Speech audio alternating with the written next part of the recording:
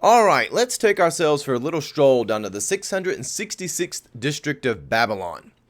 Now, today in our study, we're going to be going over to Revelation chapter 18. And this picks up right after, of course, chapter 17, where we see the whore of Babylon, who I think the best way we can describe her is as the unwoman. Because we have to understand that the devil hates all of us with a very specific and non-specific hatred. He hates Adam because he's a man. He's supposed to be high testosterone. He's supposed to be able to provide for his wife and take care of her. He hates Eve because she is beautiful. And he hates them with a very specific hatred that's dedicated to both of them and the gifts and graces that God has given them. But then also hates them in the broad, general sense that you're a creature made in the image of God, or even if you're not a creature made in the image of God, say you're a bird or you're a tree, you're just something that's part of creation. He hates that too just because it exists and it's not cast down in the void and it has some connection to God's order and it has a holy and righteous purpose, and he wants to pervert and destroy that. The devil truly has a very specific and non-specific hatred for everything just around us. And when we see the unwoman in Revelation chapter 17, this woman whose name is Mystery, it's Babylon, we find a lot of details which go all the way back to Genesis 1 through 3. We see, rather than God hovering over the face of the waters, we now have this woman who is there. Rather than seeing the Garden of Eden, you have this wilderness. And you see perversions of the family, just the ultimate indignity in every way and to every extent, utterly destroying really what it means to be a woman made in the image of God. You see the devil finally succeed in unmaking that. Now, what's fascinating is at the end of Revelation chapter 17, the woman is defeated. She is, beaten by the beast. The beast turns on the woman. And doing what evil often does, it rots itself inside out. It's so funny. Jesus makes the statement about the devil being divided against himself. If hell is divided against itself, how can it really conquer? Well, one of the problems that hell actually does have is that oftentimes mobsters, villains, thugs, they do backstab one another. It's actually a very unstable place. When you simply live in will to power, Jesus is not making some sort of statement that hell operates on the same terms as heaven. He's actually just pointing out how fallen and broken it is. And if Jesus was that fallen and broken, then he would be part of hell. But because Jesus is here to do righteousness, he's not divided against the house of the Father. He's not divided against these other things of righteousness, even like the law. He's instead here to fulfill them. He's here to do the will of the Father. And you see that contrast between heaven and hell there in Jesus' life. And here in Revelation, we do see evil turning upon itself.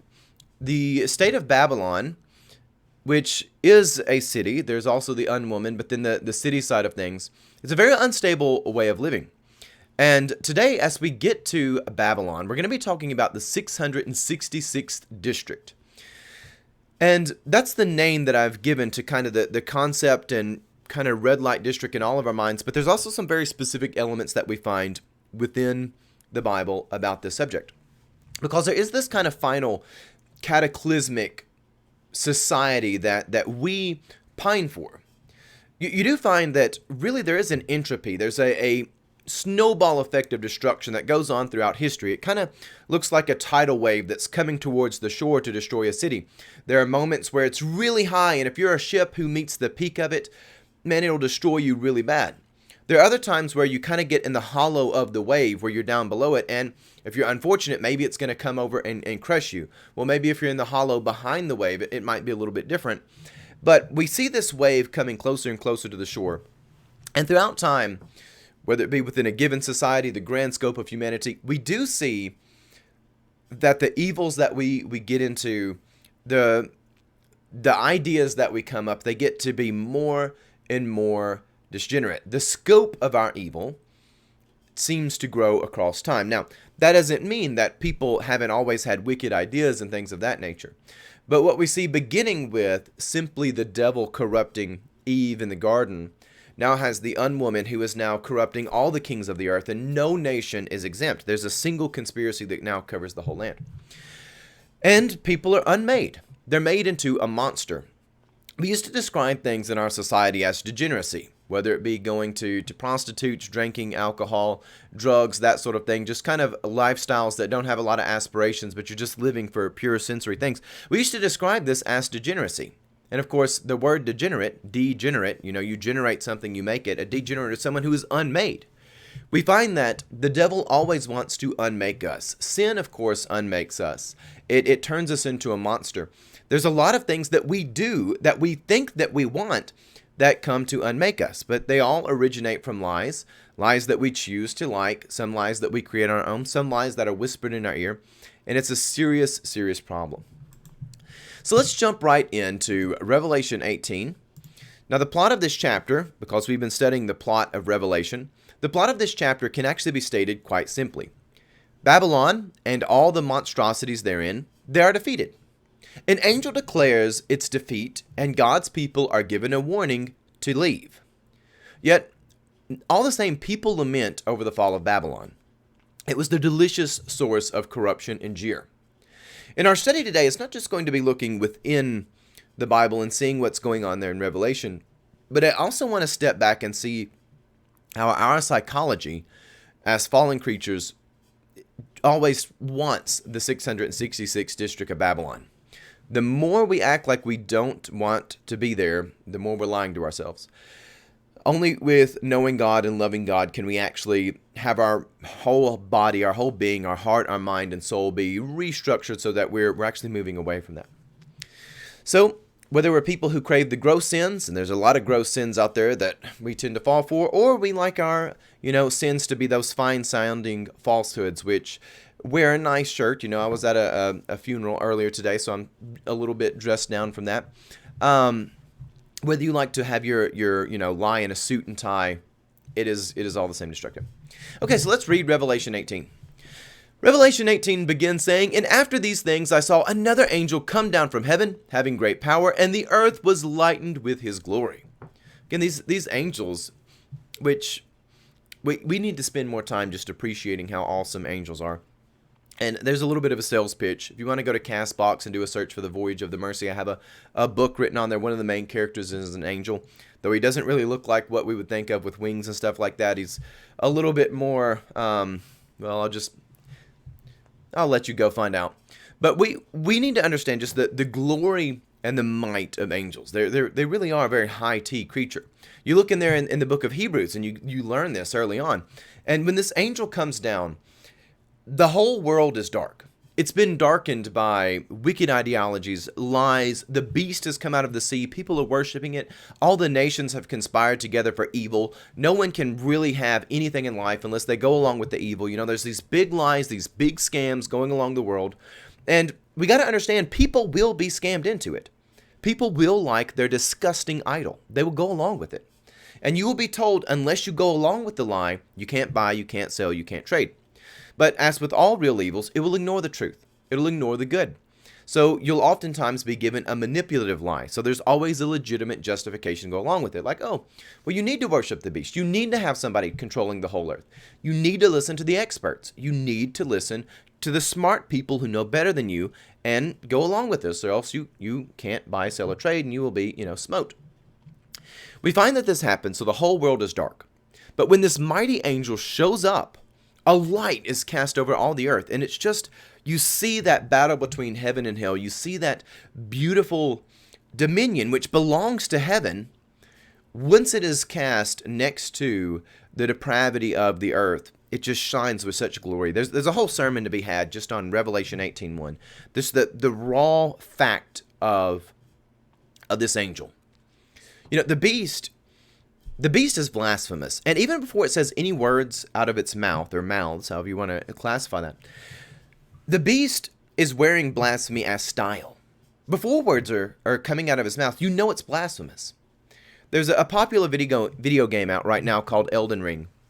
And one of the early monsters, the bosses that you see in there, is the watchdog of like Satan or something like that. I don't remember the name, but it's described as a watchdog. And it's very clearly a cat. And calling a cat a dog, or a dog a cat, is a blasphemous thing in and of itself. And, it moves like a puppet, even though it's supposed to look real. And I think it's actually one of the best designed villains or something you would see in art, because it's wearing blasphemy as a style. Even the collar that's around the cat, something which we put on an animal to kind of mark that they're a pet. It's a symbol of restraint, that they are part of the family, but then they're also, a lesser thing. The collar on this cat is now a crown. Like its symbol of submission is now its actual victory. It's taken something which was meant to do one thing, like the unwoman in Revelation 17. She's supposed to be given blood as water to drink as a punishment, and she just dips her cup in it and holds it to the sky and says, "I will not be shamed." Blasphemy is born as a style by evil. And these angels that we see here in the Bible, they're wearing glory as a style. And it's not some sort of tone that comes in and we have our furrowed brow and we never raise our voice. Actually, they raise their voice quite a bit. We're going to find that out here in a moment. But they're wearing glory as a style, and it's larger than anything we can explain with words. Revelation 18:2, it says, "And he cried mightily with a strong voice, saying, Babylon the great is fallen, and is become the habitation of devils, and the hold of every foul spirit, and a cage of unclean and hateful bird. For all nations have drunk the wine of her wrath, of her fornication, and the kings of the earth have committed fornication with her, and the merchants of the earth are waxed rich through the abundance of her delicacies." Again, the language of this is phenomenal. And yes, I am reading from the King James. I think if we want to be a literate people, we actually should read the King James. You might have some issues with its translation, but the actual usage of the English language is very different than it is today, but it's really stimulating to the mind. I didn't understand that when I was young. Thought it was, just a thing when people would say that. Now that I've gotten older, I realize, wow, this is extremely well written. And it also is speaking to the depths of depravity in the human spirit. The merchants, they have their delicacies, and they're all sinful, but they love them. We crave our sin. We want to go there and have it in a nice special cupcake wrapping with, delicious icing and a little taste on top. We want our kings to go and fornicate with the unwoman and forget that this is the ultimate perversion of the family. Like, the family is actually supposed to be something which is quite small. Like, you've got one man, one woman, and they have, their children. They're taking care of their parents. They're, helping out their neighbors and things. But it really boils down to that core family of the man, woman, and child. And now you've got one woman. So you've got kind of like a known fixed, number over here. And then you've got all the kings of the earth. Like, you've taken something which was supposed to have a very defined scope and made it into this undefined chasm of just filth and rot, and yet it's loved as if it's a delicacy. Verse 4, "And I heard another voice from heaven saying, Come out of her, my people, that ye be not partakers of her sins, and that ye receive not of her plagues." Why are the people of God having to be called out of Babylon? The answer is because they're there. That's an important fact. We'll get back to it in the sermon. Verse 5, "Her sins have reached unto heaven, and God hath remembered her iniquities. Reward her even as she has rewarded you, and double unto her her double according to her works, in the cup which she has filled to her double." Again, she's drinking the blood of the martyrs. She's taking what was meant to be punishment, and she's celebrating it. "How much hath she glorified herself, and lived deliciously? So much torment and sorrow give her. For she saith in her heart, I sit a queen, I am no widow, and I shall see no sorrow." Again, our modern day and age, we have to understand that reason does not win in the end. Oh man, that sucks to hear. I hate hearing it. I hate it. I really want reason to win. I really want it to be that we can sit down at the table and put together the most compelling argument, and we can defeat evil by just laying out the facts of what is true. You can't. I hate that. But I'm not a toddler, and toddlers oftentimes don't want to go to bed, and they'll insist that it's not bedtime. I'm not going to insist that reason is going to win, because it won't. Proverbs 1:7, "The fear of the Lord is the beginning of understanding." The understanding is not the beginning of the fear of the Lord. Our modern world has brainwashed us into getting the order backwards. In the end, you actually have to defeat evil. The unwoman, Babylon, is beyond reason. She will not see sorrow. She will not hear your words. She will obfuscate, she will manipulate, and she'll come with legitimately compelling stories. She'll say, well, oh, look, look at my tragedies, look at all this. She can't be reasoned. She has to be defeated. And in her case, she's actually defeated by other evil. Now, Jesus is going to show up in Revelation 19:11, and what is one of the most it's a moment of scripture that is just so utterly beautiful because it is the fulfillment of all hope. Revelation 19:11, and I saw heaven opened up, and behold, a white horse, and its rider was called Faithful and True, and in righteousness he comes to judge and make war. When Jesus shows up on a white horse, it's a beautiful thing. Back here, the woman will not be reasoned with. And we're now at a point of society where people won't be reasoned with. And not just people on the street, it's actually the furrowed brow people, the people who run the institutions. They'll never be wrong, they'll never be embarrassed, they never did anything wrong. Well, yes, we did a different policy yesterday, but we're doing a new policy now, but we're not in error. We don't need to explain that. You should just go along with it. I hate it. I see it within the church. In fact, I'm most angry when I see this stuff in the church, when there's no accountability, when there's just childish answers giving for stuff, when there's an utter lack of immaturity. And at the heart of all of that is just a unwillingness to courageously and boldly carry the gospel to the world. Unwilling to confront evil, unwilling to define what is good, true, and beautiful, unwillingly to actually wear the faith on our shoulder and go out and preach the gospel of Christ Jesus, and love people enough that says, the version of you that I see right now is actually a sinner. It's actually a degenerate reprobate. So no, your perspective isn't valuable, because my perspective as a degenerate reprobate is awful. I'm really glad I'm not the guy that I wanted to be when I was 20. The 20-year-old perspective I had was garbage. You're valuable because you're made in the image of God. And deep down inside there is someone who may not even realize they need God, but deep down inside there is someone who needs to be brought back to the master. And that version of you that walks down the street, that thinks you've got everything sorted out, the furrowed brow version that is so serious and reasoned, that version actually sucks and is a loser and doesn't need to be given any attention at all. Because the real soul deep down in there needs to be made into something beautiful. We've got to quit with the lie of seeing people as such one-dimensional, beings. We're actually quite dynamic, and there's a great mystery to how we operate. And the version of ourselves that we craft for public viewing is oftentimes, or even the version of ourselves that we keep at home, the sins we get into in the closet. We used to have that saying that, virtue is what you do when no one is watching. Well, virtue is also what you do when people are watching. Virtue is just when you are virtuous, whether people are watching or not. When we're not naturally virtuous, we naturally have the things that we like to do sinfully. They might be gross, they might not be. And we naturally have the things that we're all right being righteous in.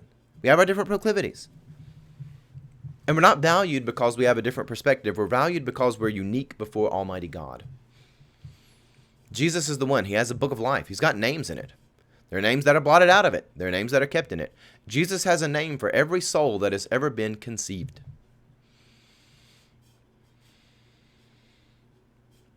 Okay.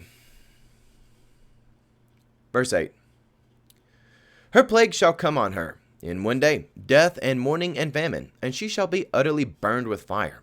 For strong is the Lord God who judgeth her. So what you find here is God's judgment often takes the form of just letting people reap what they have sown. But here, now that Babylon, again, a infighting between the beast and the unwoman has happened. But God's judgment is coming along. There will be no grace for this. There will actually be death, mourning, and fire, because they have sown it, and strong is the Lord God who judgeth her. God is strong. That's actually a biblical statement. There's scripture to support that, and if you have somebody that teaches you otherwise, they're a heretic. And you can point out that they're specifically an Arian heretic, a version of that, and you don't need to listen to that, because there's no hope in the end. In that worldview where God is weak, God loses, and there is no victory over evil. All the corruption of the world that we see and we hate, all that will win. It's also just a fiction too, so it won't really win. Even if we have that idea, then we just find ourselves being thrown outside, as you get in Revelation 22. And we'll get to there in a moment. Revelation 22 reminds us who all and what all is outside. So what we see here is that there is great peril coming for that. Verse 9, and the kings of the earth who have committed fornication and lived deliciously with her, they shall bewail her and lament for her, when they see the smoke of her burning. And standing far off in the fear of her torment, they will say, Alas, that great city Babylon, that mighty city, for in 1 hour thy judgment is come. And the merchants of the earth, they shall weep and mourn over her, for no man buyeth their merchandise any more. Again, they're all here just for the grift. There's no sincere people in the 666th district of Babylon. You want to know what the monsters look like there? They're there for pleasure, just shallow stuff, lust. We're here for the most basic, raw, animalistic instincts we can have. But not even that in the sane way. Like, at least a dog is sane. Like, a dog understands, like, hey, it's cool to be with my master. You know, I'm an animal. I'm going to go outside, and I am going to get that mole out of the yard, and I'm going to snap its neck, and I'm going to eat it because I'm a dog. It understands, like, its purpose. It gets that. It's not confused about what it is. But when people start getting down to those base animalistic instincts, and we see that all the time, like, there's even, you know, specific degenerate proclivities where people want to put on like suits and things and pretend they are an animal and things of that nature. They like the fur. These are things which reduce us down to not even being the base animal, but like a perverted, broken version of it. It's so sad because we're not made to be that way. And it's not a sincere, meaningful way of living. It's what's so tragic about this is you actually can't decide what is meaningful in life. That's one of the great lies of the modern day and age, and a big lie of the 666th district of Babylon. You come there. Oh, you fornicate with the queen. Oh, you come there. You do the merchandise. You think to yourself, I have decided this will be fun. It will be meaningful. But guess what? It's not. Used to be a big thing that people had eBay addictions. They would get online and you'd see all this stuff. You'd hear about some, you know, old guy who got online and before he knew it, he'd spent like $2,000 on Beanie Babies or something like that because he couldn't stop bidding. One of the things which happens is we go and we try to pick out for ourselves what will be meaningful. It won't. You always got to go back for another click. You got to go back for more because it never was satisfying.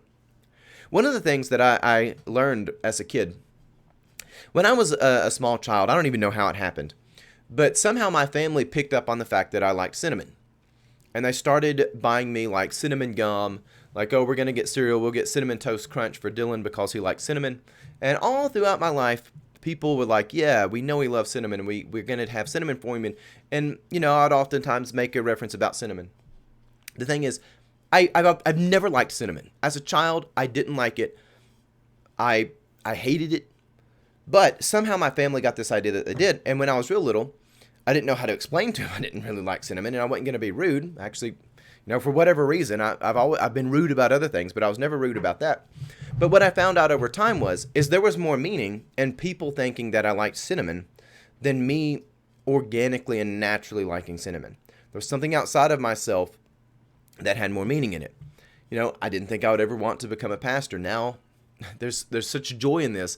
You would have to pry it out of my cold, dead hands. I love spending time with people and investing people. We don't actually decide for ourselves what is meaningful. Some of the best memories I have at birthday parties and things are people getting cinnamon stuff for me. And again, I go through times where I kind of develop a taste for it or whatnot. We are very bad at picking out what is meaningful for ourselves. And we're a lot better off to say, you know, I didn't choose the talent of cinnamon, but it's been given to me.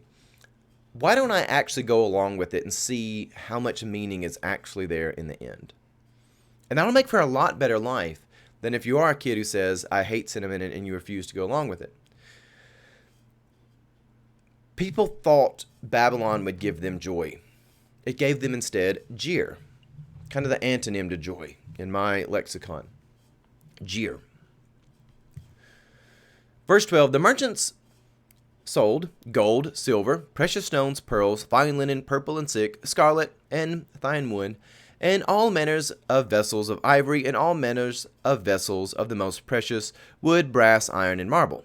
They also had cinnamon, odors, ointment, frankincense, wine, and oil, fine flour, wheat, beasts, sheep, horses, chariots, slaves, and souls of men. Like, you read Revelation 12 and 13, and it is like reading through the phone book because it's just a list of items. And it sounds like normal stuff. You've got some naturally occurring things like fine stones. They're made by God. They're part of His creation. They're part of the designed order. Gold, silver, they fit in that category to an extent. Then you find other things that we've developed like purple, the brass and things that we craft into different things. But then it just goes off the rails at the end. It's like, oh yeah, all this stuff that people make and they find like chariots and pearls and slaves and souls of men.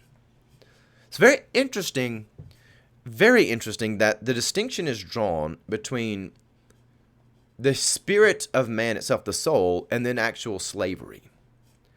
Like, there's something about this where it's not just that we're trading people as if they are merchandise, but there's something deeper.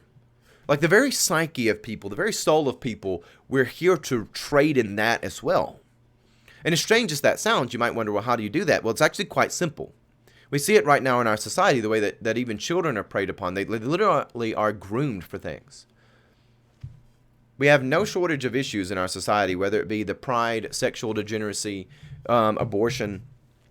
A lot of these things are brought into our culture very openly by people who hate the people that they're feeding these lies to. All of these things are cancers that will rot the soul. You know, killing your own child, that will rot the soul. Sexual degeneracy, that will rot the soul. People are given things that rot the soul. It's actually quite easy to groom people to where you're trading in souls rather than just the labor of their bodies. Verse 14, and the fruits that thy soul lusted after are departed from thee, and all thy things which are dainty and goodly are departed from thee. Again, they're talking about like slavery souls of men as if they are dainty and goodly. But that's what people do. They look at these movements and act like it's so exquisite, and this is like fine art. Like going to the red light district, it's a fine art thing to do. No, it's not. It's rotten smut. It's not dainty.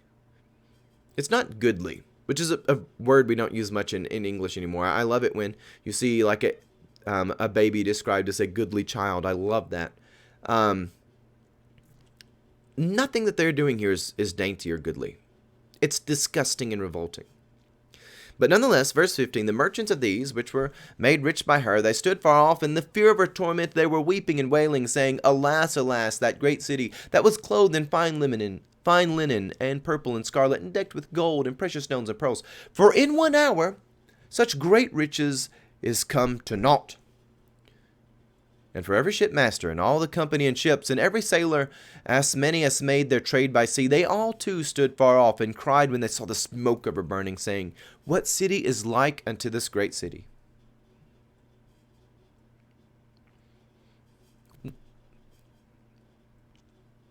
You got to imagine, if you're an angel in heaven, if you are one of these creatures who wears glorious style, as we find the opening angel in Revelation 18, you look down at mankind. You're like, let's go see what the sons of Adam are doing. We are insane creatures. Utterly insane. I do insane stuff. The other day I was riding in the car, and I started saying some words out loud, just listening to how they sounded, and I realized if you were an angel looking at this, if Gabriel were to look at this, he'd be like, God, these degenerate and reprobate creatures are insane. We need to put them in a pit. Like, we do insane stuff. If you are looking down at the earth, and again, I got a map. I've got an old world map of the earth behind me. You know, it doesn't have all of North America on it. This is the city that they say there is no other city like. This rotten place is basically one big red light district. But by the way, it is a city, meaning it has a government. Oh, it has chapels. It has hospitals. Every one of them's corrupt. In the 666th district of Babylon, they're all corrupt. Oh, they are furrowed browed. You have your NPR there too. They come and talk on the radio. Corrupt. Don't think just because it's official it's not corrupt. Old and New Testament, we have a lot of examples where things that are official are utterly corrupt. That's the point of the 666th district of Babylon, is that the official stuff is the corrupt stuff. It's what people beg for.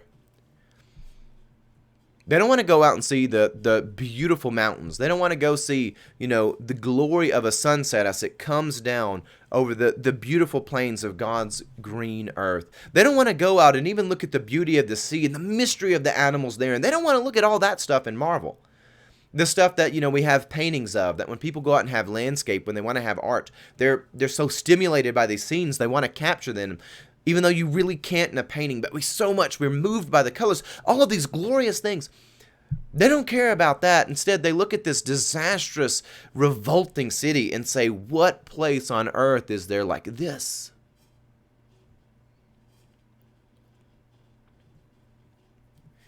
And they cast dust on their heads, and cried, weeping and wailing, and saying, Alas, that great city, wherein we were made rich, and all that had ships by the sea, by reason of her costliness, for in 1 hour she is made desolate. Rejoice over her, thou heaven, and ye holy apostates and prophets, for God hath avenged you on her. It's a whole sermon in that verse, and you know what? I need to spend more time here in the next coming weeks. The book of Revelation, there's a lot of depressed and very sad ministers who read this book, and they want to dismiss it because they think it's cruel. They think it's cruel. They think that if God actually is judging the living and the dead, if that heaven and earth, literally heaven and earth, are smote away when Jesus sits on the judgment seat, because that's what happens. Peter talks about it. It's talked about other times. When Jesus sits on the judgment seat, heaven and earth melt away. They flee. They cannot exist. There's no more sea. People think that if that really happens, if all these plagues come, that is just mean, and God couldn't possibly be powerful or be so aggressive, because that must be mean. It's not mean. God is avenging you. God is avenging you. God has looked at the corruption. He's looked at the liars and the fiends. God has looked at the scams. He's looked at your idols and said, this stuff is awful. I am going to avenge my people. I am avenging them. This is for them. This is a mercy. This is a dad who sees the kids are bad. They need to be disciplined, and the things that are corrupting them, they need to be disciplined for playing with the snake, but also the snake will bite them. The poison will kill them. I'm going to go out there and chop the head off the snake, and then they will be spared. God is avenging all the pain. We've lost loved ones. There are people who have died without seeing an ounce of justice for the big issues of their life. The things that define them are oftentimes our sadness. We have a terrible amount of depression in our society, and it's not going to be solved with medicine. It's going to be solved with actually getting to the foundational spiritual issues that people have.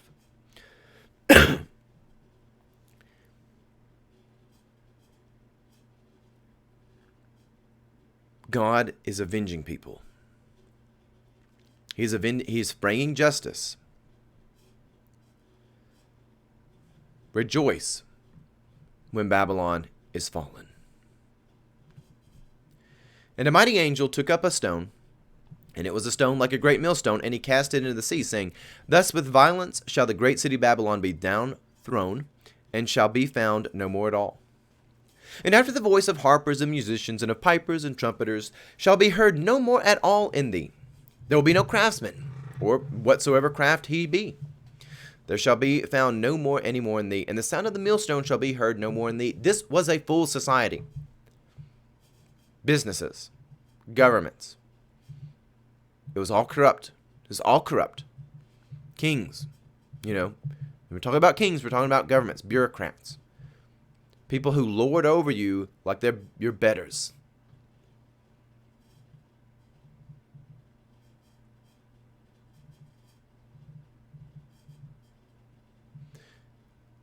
And the light of a candle shall shine no more in thee at all.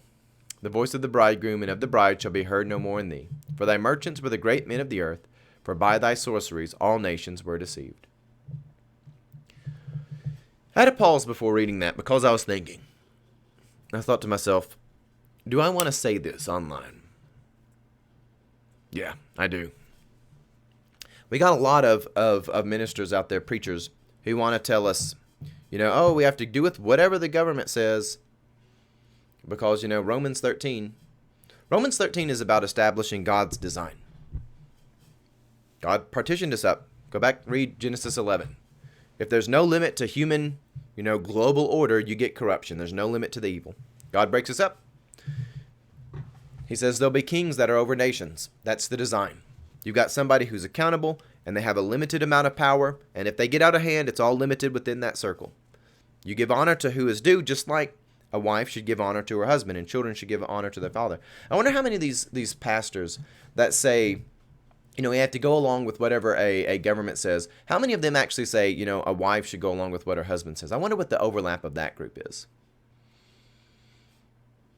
I bet it's not an overlap. I bet it's an inverse. Anyways, sorceries. By thy sorceries were all nations deceived.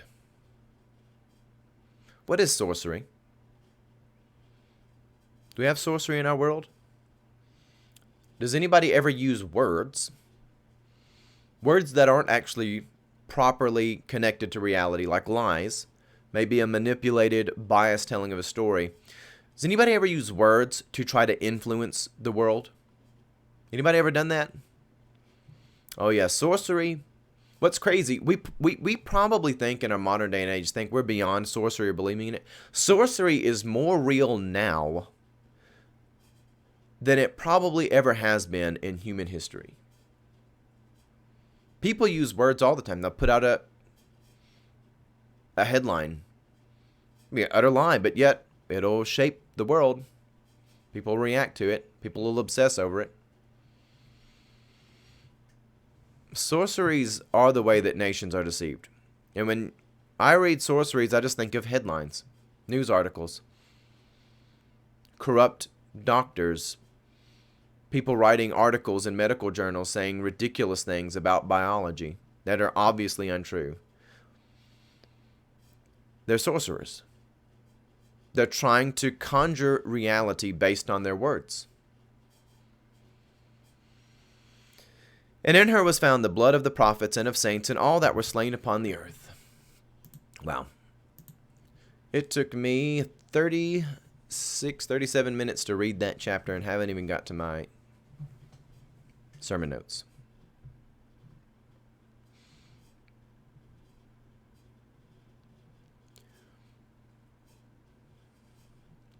I think we'll end it right there, though. Actually, no. I do want to actually go to Psalm 26 before we end.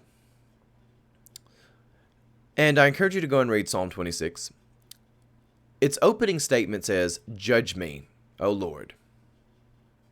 Judge me. You see, Christianity is not unique because of mercy. Adam and Eve, when they first sinned in the garden, they wanted mercy. Sinners can craft being merciful. We can be wimps.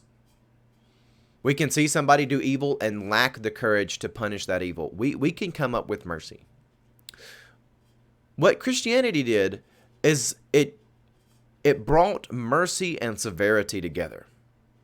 Jesus is merciful enough to forgive you for everything you've done, but severe enough to say the old way has to die. And the whole book of Revelation is that perfect coupling of mercy and severity. I love you enough that I'm going to make everything new just so you can have a home. Literally make all heaven and earth new. That's what happens in Revelation. That's a lot of mercy. It's a lot of mercy.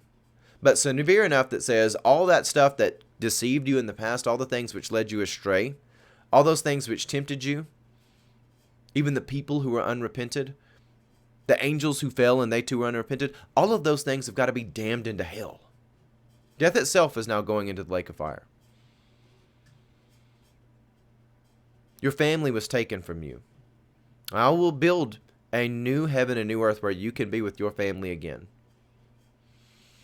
But it's going to come at the price of everything else melting away. Merciful and severity. Merciful and severe. We need to wake up every day in Psalm 26 saying, "Judge me, O Lord."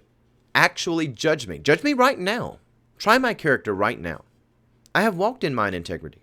So judge me now and show me who I really am. I have hated the wicked and followed you. Don't let me cower and be shocked on the day of judgment, but show me who I am today. The valley is dark, but you made something beautiful. Make sure that I see that beauty and am not just drunk on the nonsense of our world.